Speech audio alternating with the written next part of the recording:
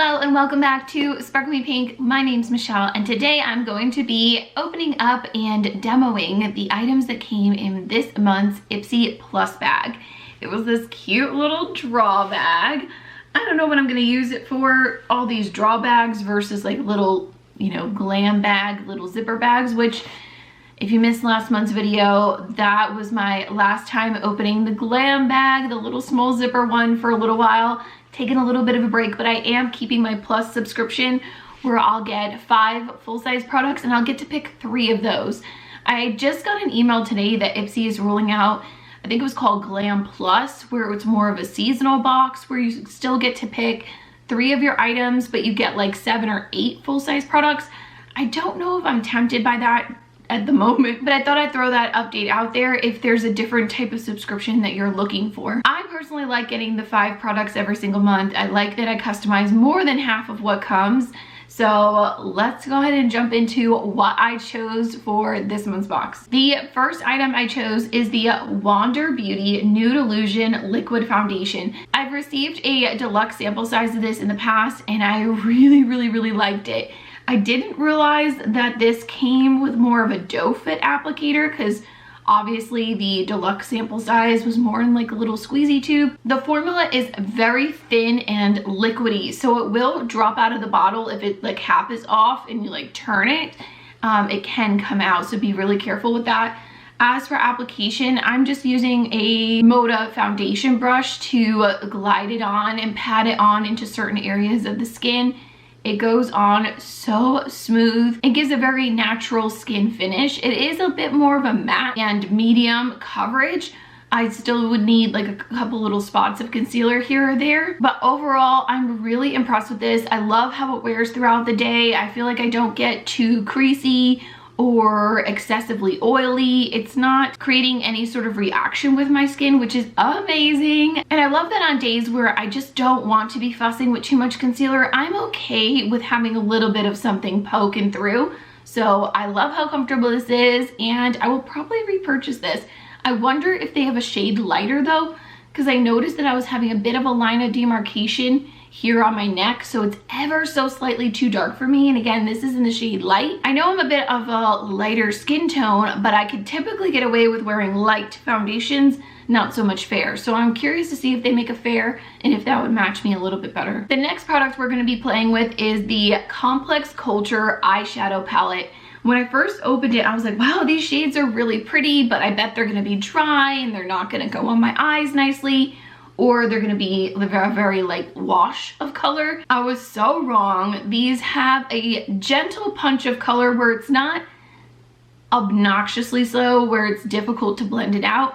It actually deposits the color to the eye and blends out beautifully. Today I was playing with the middle shades, which were a little bit warmer, and the other day I wore the more neutral shades that are off on the left hand side, and I had a beautiful natural eye look, but still a little bit of something there. I haven't played with the purples on the eye just yet, but I'll probably do that tomorrow. I feel like purple eyeshadow really makes my meatball eyeballs pop, and I'm excited to play with that, especially since I've liked the other 2 columns thus far. In the demo, you can see me applying a base shade all over the lid and then going in with the shade Tawny all over the lid and outer corner and into the crease. Just a light wash all over except for the inner corner. I avoided that area. Then I deepened up the outer corner with the shade Caramel. And then I tapped on a little bit of the Champagne shade on that inner corner to really brighten things up and make me look a little more awake. Sometimes I get palettes in subscription boxes that I play with for a couple of days or a couple of weeks while it's out on my countertop. And then it kind of gets put away when something new comes in and I forget about it, but I have a feeling that this one's going to stay out for a little while because I've really enjoyed how natural and soft and beautiful these shadows blend and look together on my eyes. Next product we're going to talk about is a Julep one. I didn't realize that Julep was still around. I know they pulled out of Ulta, what was it, this time last year, and I didn't realize that they were like still floating around out there, so that's kind of cool. This is their Eyeshadow 101 Cream to Powder Eyeshadow Stick. It's in the shade Bronze Shimmer. And on one end, it's got like a little spongy tip to help kind of blend out. I don't use these types of tips too often. I like using my fingers or eyeshadow brushes for my eye. but the other side is a beautiful bronzy tone. I have not worn this all over my lids just yet, but I could see this being one of those one and done type of eyeshadows. Today I used it on the outer corner just to deepen up that area just a little bit more, and then I used my brush to blend it out into the other eyeshadows. Now this next product is actually one I already had in my collection. I believe I got it in a FabFitFun box recently, and it is the Tristique Good Vibes Mascara. This is kind of an interesting product because on one side it has a portable little lash curler device that you can use, and when you screw off the top, the other side is the actual mascara. You can see me applying it here. Now, while I do think it is nifty to have a little travel curler with the mascara, like that's just ultra convenient if you curl your lashes. I'm not somebody that curls my lashes on a regular basis. I just don't need to, or maybe I'm just a little bit too lazy. So that part for me is kind of like, oh, that's cool, but I'm not really gonna use it.